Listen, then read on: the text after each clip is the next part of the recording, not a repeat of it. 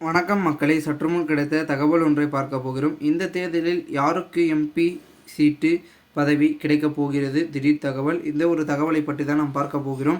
தகவலை பார்ப்பதற்கு முன்னதாக நீங்கள் நம்மளுடைய சேனலுக்கு புதிய பார்வையாளர்களாக இருந்தீர்கள் என்றால் மறக்காமல் நம்மளுடைய சேனலை சப்ஸ்கிரைப் செய்து வைத்துக் கொள்ளுங்கள் மக்களே.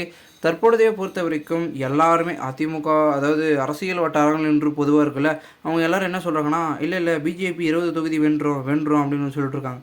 என்னது, பாரதிய ஜனதா 20 தொகுதியா? என்னங்க திடீர் இது ஒரு பெரும் இதுவாக இருக்கே அப்படின்னு கேட்டிங்கன்னா, அப்போது பாஜகவுக்கு 20னா அதிமுக எங்கே போச்சுங்க? பெரும் கட்சி அது. கிட்டத்தட்ட அனைத்து இந்திய அண்ணா திராவிட முன்னேற்ற கழகம் ஜெயலலிதா அவர்கள் புரட்சித் தலைவர் எம்ஜிஆர் இருக்கும் பொழுது எப்படி ஒரு பெரும்பான்மை இருந்ததோ அதே ஒரு பெரும்பான்மை சற்று குறைஞ்சிருக்கலாம். ஆனால் அதுக்குன்னு அவர்களுடைய ஆதரவும் அங்கீகாரமும் குறையாதுங்க. அந்த ஒரு சூழலில் தற்பொழுது பாரதிய ஜனதா அதிகமாக இருக்கிறது என்று சொன்னால், இப்போ என்னங்க இது, எப்படி இது ஒரு நியாயமே இல்லையே. அந்தளவுக்கு பாஜக வளர்ந்து விட்டதா? யார் நம்மளுடைய எண் மக்கள் என்று பார்த்திங்கன்னா, அண்ணாமலை பாத யாத்திரை போய் எல்லா ஆதரவையும் திருப்பிட்டாரா அப்படின்னு கேட்டிங்கன்னா, அதற்கு வாய்ப்பு என்பது மிகவும் குறைவு. வரலாம், அதுக்குன்னு பார்த்திங்கன்னா 10% வராதுங்க, 1-2 ஏறலாம். அதுக்குன்னு பெரும் விதத்தில் ஏறுதுன்னா அது பெரும் சிக்கலாக தான் மாறிக்கொண்டு இருக்கிறது. ஒரு பக்கம் அவங்க கணிச்சமாக கரெக்டாக வரும் அப்படி இப்படின்னு சொல்லியதுனால இவிஎம் மிஷினில் எதுவும் குளறுபடி இருக்கா அப்படின்னு ஒரு பக்கம் பேசிகிட்டு இருக்காங்க. அப்போது காரணம் என்னவென்றால், பலவிதமான விஷயங்கள் என்பது தொடர்ந்து நடைபெறுகிறது அப்படின்றது பார்க்கப்படுகிறது. மேலும் அதிமுகவை பொறுத்த வரைக்கும் பெரும் வாரியாக பின்னுக்கு தள்ளி வைத்து கொண்டிருக்கிறார்கள், பேச்சுக்களிலும் கருத்து கணிப்புகளிலும் தேர்தல் முடிவுகளிலும். அப்போது நிறைய விதமான விஷயங்கள் என்பது பாரதிய ஜனதா தொடர்ந்து நடைபெற்று கொண்டிருக்கிறார்களா என்றும் அரசியல் வட்டாரங்களில் தொடர்ந்து பேசிக் கொண்டிருக்கிறார்கள்.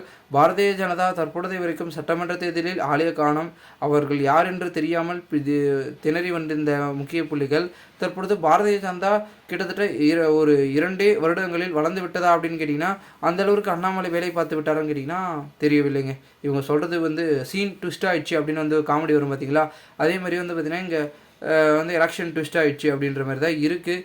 என்ன பண்ண போகிறாங்கன்றது தெரியல. ஒரு பக்கம் நீயா நானா, நாங்கள் தான் வருவோம், நீங்களாம் பின்னிலை, நீங்கள் வர மாட்டீங்க நாங்கள் வருவோம், நாங்கள் வர மாட்டேன் நீங்கள் வருவீங்க, அப்படி இப்படின்னு இவர்கள் பார்த்திங்கன்னா வாய் பேட்டியின் மூலமாகவே ஒரு பக்கம் அடித்து கொண்டிருக்கும் சூழலில் அடுத்து என்ன நடக்கப் போகிறது என்ற ஒரு எதிர்பார்ப்பும் தொடர்ந்து எழுப்பப்பட்டிருக்கிறது.